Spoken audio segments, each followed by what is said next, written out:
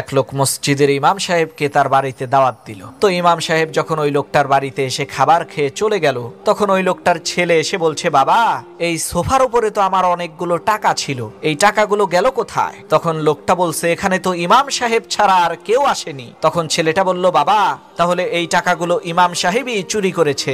ছেলের এই কথা শুনে ওই লোকটা বলে উঠলো, আরে বলো কি, ইমাম সাহেব তো খুবই পরহেজগার মানুষ, তার তো এই ধরনের কাজ করার কোনো কথা না। যদি তিনি করেও থাকে তবুও তার সামনে গিয়ে এই কথা জিজ্ঞেস করার সাহস আমার নাই। পরের বছর ইমাম সাহেব যখন আবার ওই বাড়িতে দাওয়াত খেতে এসেছে, তখন ওই লোকটার ছেলে ইমাম সাহেবকে বলছে, হুজুর, কিছু মনে কইরেন না, গত বছর যখন আপনি আমাদের এখানে দাওয়াত খেতে এসেছিলেন, এই সোফার উপরে অনেকগুলো টাকা ছিল, আপনি এখান থেকে চলে যাওয়ার পর টাকাগুলো আমি আর পাইনি। ছেলেটার এই কথা শুনে হুজুর কান্না করা শুরু করলো এবং বলতে থাকলো, আমি এই কারণে কান্না করছি না যে তুমি আমার উপরে চুরির অপবাদ দিয়েছো, আমি তো কান্না করছি এই কারণে যে সারা বছরের মধ্যে তোমরা একবারের জন্য তোমাদের বাসার কোরআন শরীফটা খুলেও দেখো না। তোমাদের বাসার কোরআন শরীফটা খুলে দেখো, টাকাগুলো সেই কোরআন শরীফের মধ্যেই আমি রেখে দিয়েছি।